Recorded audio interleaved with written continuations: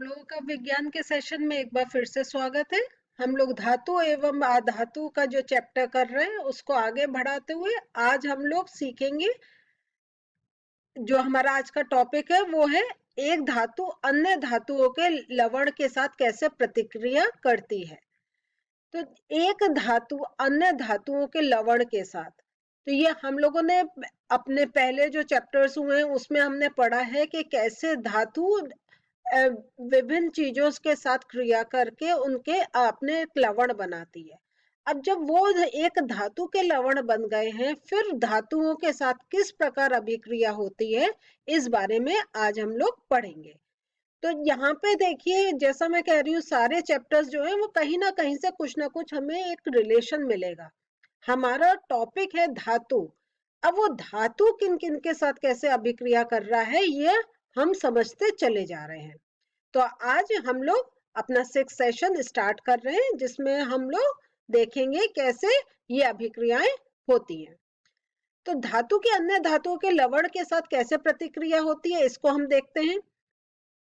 इसमें आप सोचिए कि ये चीज अगर हम देखेंगे तो ये हमने इससे पहले वाले चैप्टर में सीखी हुई है। वो क्या है कि जो ज्यादा प्रतिक्रियात्मक जो धातु होते हैं वो कम प्रतिक्रियात्मक धातु के लवण के घोल के साथ प्रतिक्रिया करते हैं, और जो ज्यादा प्रतिक्रियात्मक धातु होते हैं वो कम जो प्रतिक्रियात्मक धातु होते हैं, कम जो रिएक्टिव धातु होते हैं, उनको वो क्या कर देते हैं, विस्थापित कर देते हैं। जैसे मैंने इस इक्वेशन में दिखाया है कि इसमें क्या है, M1 प्लस M2B, मतलब ये एक धातु है, ये कोई धातु लवण है। अब ये जो धातु लवण है, ये मैंने यहाँ पे जो धातु है उसको दिखाया M, तो यहाँ पे M का मतलब क्या हो रहा है, मेटल। धातु मतलब मेटल, तो इसलिए M लिखा है हमने यहाँ पर। तो अब हम यहाँ क्या देख रहे हैं, हमारा बन रहा है M1B।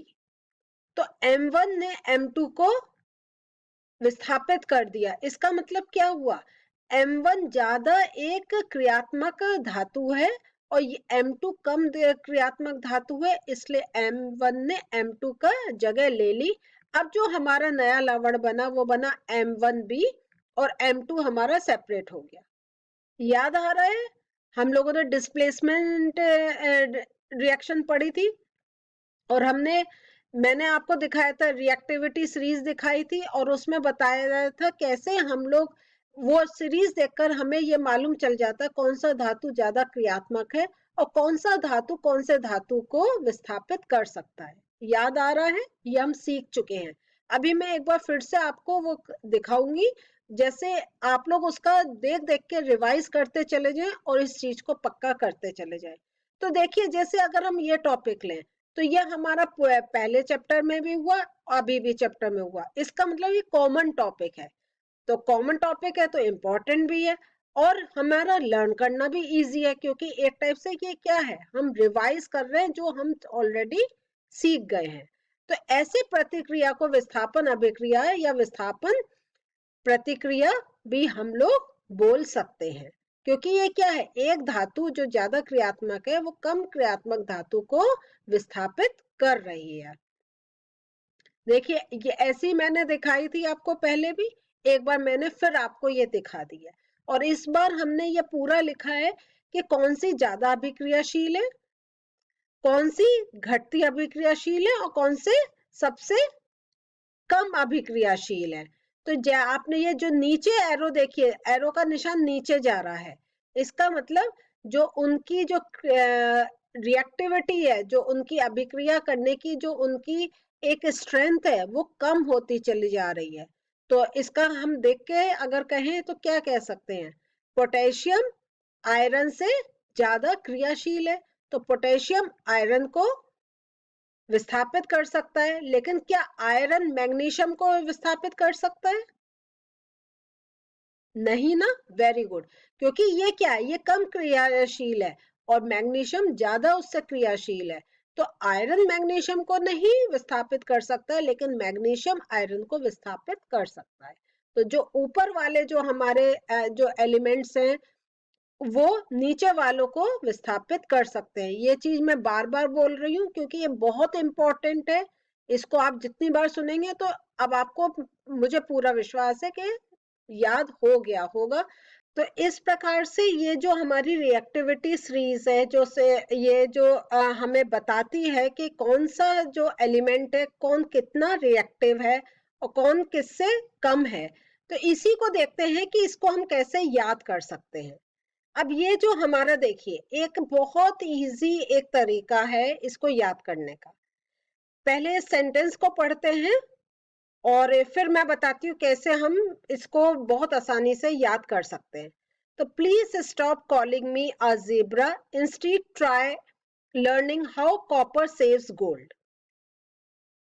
ये आपको सेंटेंस याद करना है। कैसे? इससे आपको एलिमेंट्स ये मालूम हो जाएंगे। देखिए, ये मैंने क्या है, पहला जो लेटर है इनको हाईलाइट करा हुआ है, इसका मतलब ये एक एलिमेंट को दर्शा रहे हैं, रिप्रेजेंट कर रहे हैं। तो यहाँ पे P क्या हो गया? पोटेशियम हो गया। S क्या हुआ? Sodium. C calcium. M magnesium. A aluminium. Z for क्या आएगा? Zinc. I for iron, T for tin, L for lithium, H for hydrogen, C for ये कॉपर आ गया, S for silver and G for gold।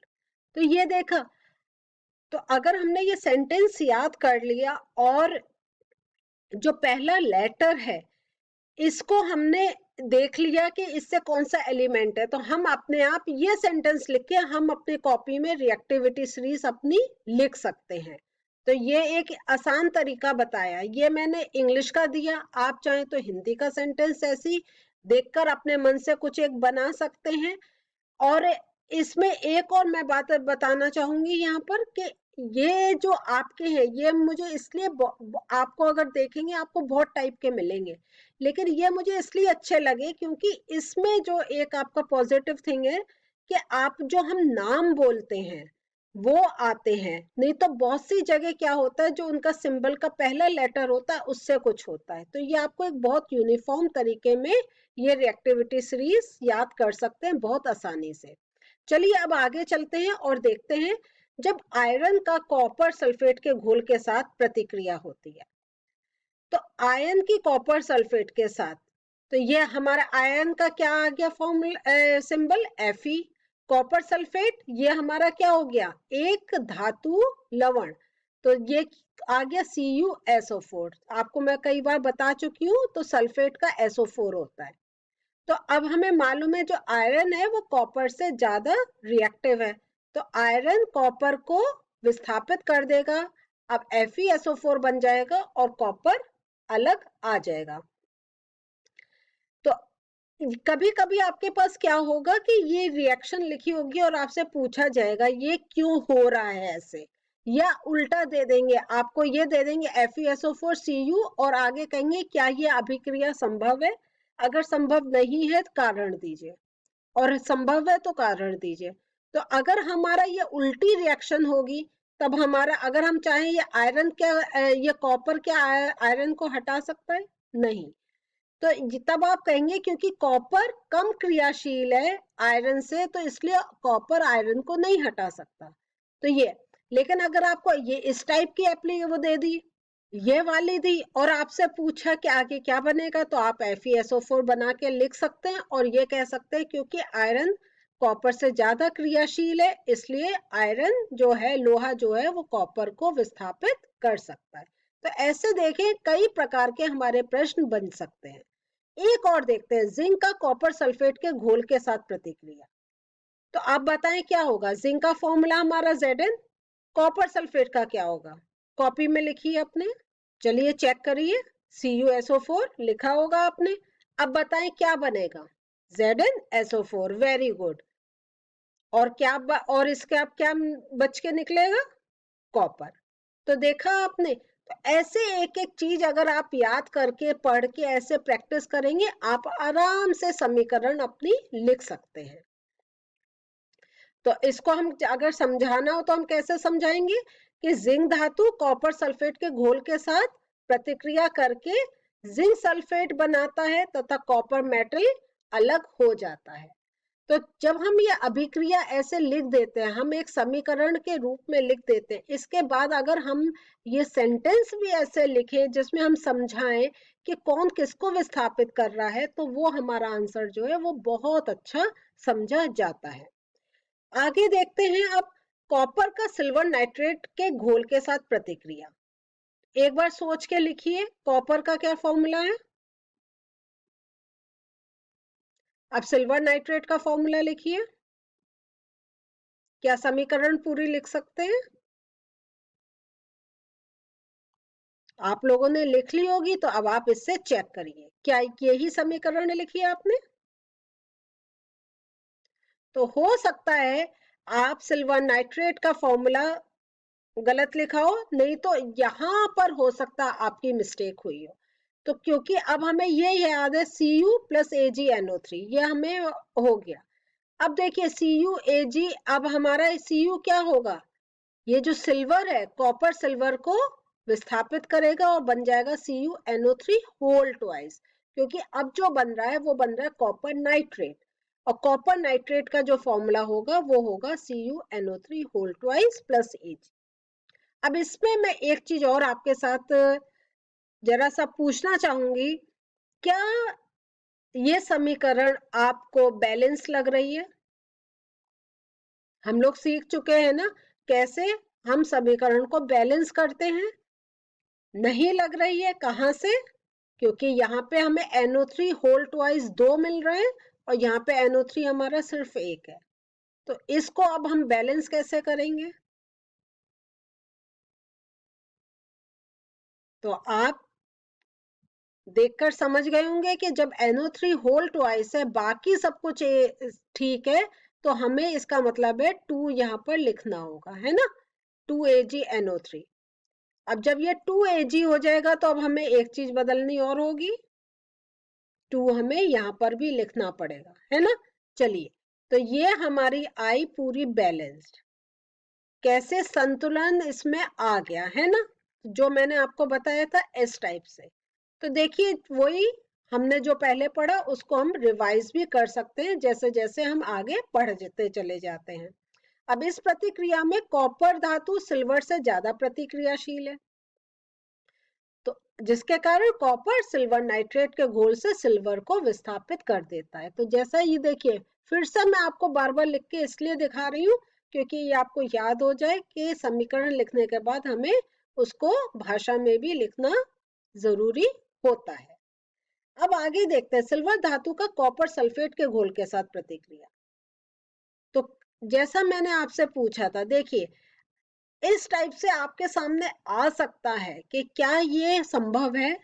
आप कहेंगे कोई प्रतिक्रिया नहीं होगी। क्यों? तो यही आपका यहाँ पे लिख दिया कि क्योंकि सिल्वर जो है वो कॉपर से कम अभिक्रियाशील है, तो इसलिए सिल्वर कॉपर को विस्थापित नहीं कर सकती, इसलिए ये प्रतिक्रिया, ये अभिक्रिया संभव नहीं है। तो ये जो मैंने आपको अभी थोड़ी देर पहले ही समझाया था, ये इसका है। तो ऐसे भी आपके सामने प्रश्न आ सकते हैं।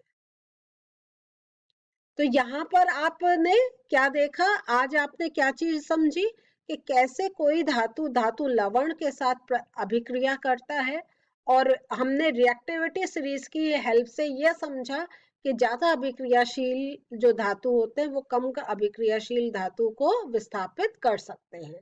और थोड़े से हमने, इसलिए मैंने आपसे प्रश्न उत्तर रूप में भी समझाया कि ऐसे आपके सामने प्रश्न भी आ सकते हैं और कैसे आप उनका उत्तर लिख सकते हैं।